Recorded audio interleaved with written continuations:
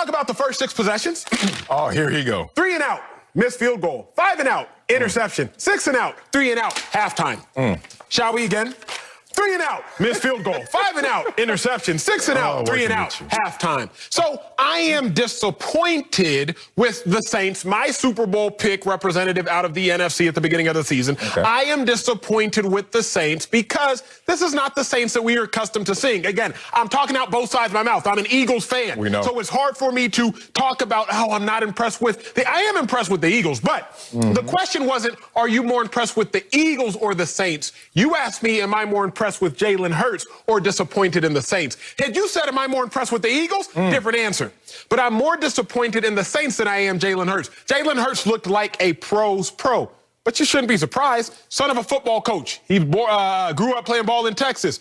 Played at the University of Alabama, lost his job at the University of Alabama, then had to replace the man who took his job to save his team, and then transfers to Oklahoma, and then becomes a Heisman finalist. We know Jalen Hurts is a pro's pro. His 273 yards, impressive. His 1 touchdown, impressive. But you can't watch that game knowing the Saints are the hottest team in football, 10-2 at the time. Taysom Hill had looked competent at the quarterback position, and not be disappointed in the Saints. Impressed with Jalen Hurts, yes, but I am more disappointed in the Saints. Oh, Acho took me everywhere. I did. And we're back here, and it feels good to be back here, man. So I really did miss you. It feels good to be back.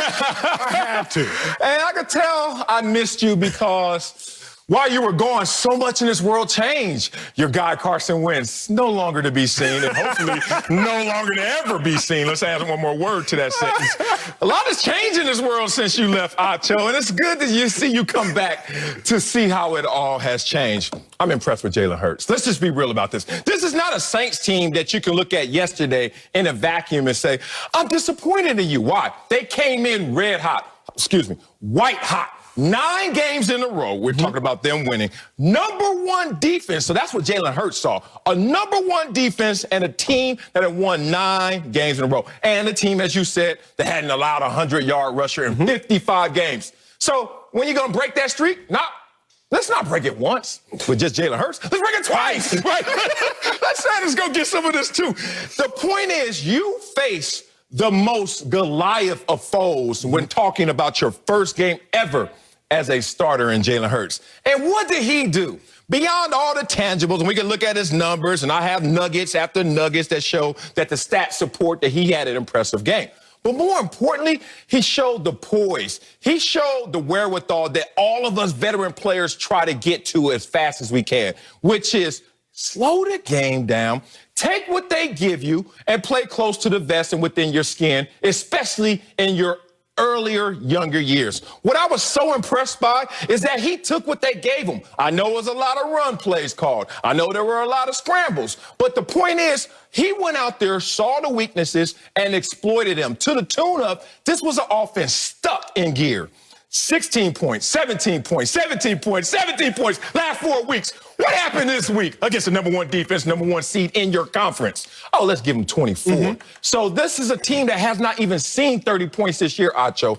What is the limit now that Jalen Hurts is understanding? You make great points, but the issue at hand is you said, am I impressed with Jalen Hurts? You have to say, am I impressed with the Eagles? See, when you look at Jalen Hurts, he gave you 273 yards yesterday total. He gave you a touchdown. On average, Carson Wentz was giving you 253 yards a game. So if you just look incubated at Jalen Hurts, I'm not going to sit there and say like, oh my God, I was wowed. I was wowed for a rookie. I was wowed for a first start. I was wowed for going against the Saints defense. But isolated, just looking at Jalen Hurts in and of itself, he was not as impressive as the Saints were terrible. Because think about how much help Jalen Hurts got. Marcellus, I'm no mathematician. You're a better mathematician than I. But I do understand it's easier to get 10 yards in 4 tries than it is to get 10 yards in 3 tries. Yeah, I'm with Doug Peterson every time going for it on 4th down. Doug Peterson knew that. The Eagles' first 6 plays yesterday, run play, pass to Miles Sanders, run play. 6 consecutive runs or attempts to get it to the most explosive player on your offense. That hadn't happened beforehand, but this is what was so baffling. I had to go grab the plays for you and grab the plays for y'all. Screen time. 3 weeks ago, Carson Wentz throwing the ball to Alshon Jeffrey with the game on the line against the Cleveland Browns. Well, Alshon, make a play. Please make a play. I need you to just run an out route. You're 6'5", 250. This DB is 250? 230. Oh, this DB is 6'1", 190. Okay. Alshon, it's just an out route. Why are you getting muzzled by a smaller DB? Alshon, what is going on here? But wait a second. Yesterday, Marcellus Wiley, back shoulder, a harder play than an out route to the same Alshon Jeffrey. Same receiver, same guy, probably going up against a better defensive back, Marshawn Lattimore. And Alshon, now you found a way to get open for a tug? Jalen Hurts' is only passing tug on the day. I was so confused at the fact of, wait a second. All the players, not all of them, but the majority of the big-time players were also showing up. Doug Peterson called his best game. The star players played their best game. The Eagles' defense, you could argue, played their best game.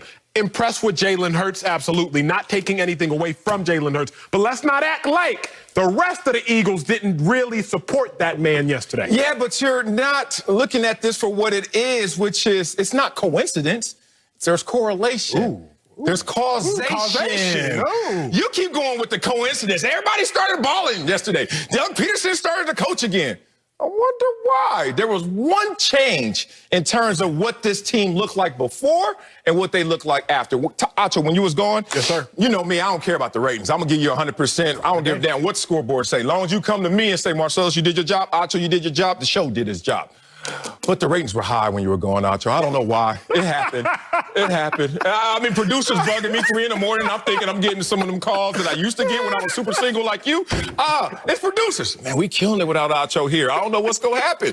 Point being, Acho, sometimes one little simple change can ignite everything. Hey, is this true? No, hell no, it ain't true. You go, hey, talk to me, Coleman. Stay in the building, big dog. But in our sport that we love so much, the game of football, there is no entitlement. You know that. Everything is earned. Nothing is given. That's facts. So if nothing is given, how in the hell did Jalen Hurts go out there against the #1 seed and the #1 defense at halftime and have his teammates saying, yo, we up 17 donut? Should have been 20. Missed field goal, should have been 20. They're up 17 donut. Team, you know this situation. We've been there before. It is contagious when you whisper to your boy, hey, man, I don't know what it is, but let's keep doing whatever this is. I don't care. I don't even want to get scientifical with it. I don't even want to get deep with it. I just want to continue with this good feeling. This good feeling all came from Jalen Hurts, his composure, his poise, the fact that you have teammates now imagining not only the reality of we're up 17-0, oh, we won this game 24-21, but the imagination and the regret of why didn't we do this earlier? We were sitting there knowing that this team was stuck in gear. All those games, 16, 17, 17 points. How about it's been 7 games since they even eclipsed 24 points? Now there's a team full of enthusiasm, but also some regret. They didn't do this before. But here is a question I have for you along with all those listening. Let's go. I'm not diminishing what Jalen Hurts did. I am just taking the magnifying glass and highlighting the Saints. What do I mean by that? Jalen Hurts don't play no defense. Carson Wentz don't play no defense. So when you look at the fact that the Saints had 3 3-and-outs, they had 2 turnovers, and just all. And the Eagles had 5 sacks. Yep. Eagles had 5 sacks, 3 3-and-outs, and forced 2 turnovers. That ain't got nothing to do with Wentz nor Hurts. Yet that really in and of itself won the game. So if you go into halftime with the goose egg on the board, the Eagles put a goose egg on the board for the Saints, you know you about to win that game. So the Eagles? Well, if you're on a team like that, you ain't thinking you got it yet. But the fact of the matter is very simple. The Eagles' defense, you could really argue, won that football game. Jalen Hurts did not lose it, whereas Carson Wentz has been losing games probably 3 to 4 games this season. I'm just simply submitting to you that more than Jalen Hurts won the game, he didn't lose the game. And Carson Wentz has gone out there and lost games this season. So to me, what is more impressive, Eagles defense, Saints were just god-awful. And that, to me, is really more mind-boggling than Jalen Hurts' 270 yards. But be real. In the last 8 games, they have not given up over 30 points. And then if you look at 7 of those games, we're talking about 22, 23, 21. Yes, these are games that they could have won if they would have just had the same type of production. You got to remember this. They're fighting against the atmospheric pressure and resistance of the #1 defense, and they scored 24. And the defense is sitting there like, yo, there's been a lot of games of late where we haven't given up 30.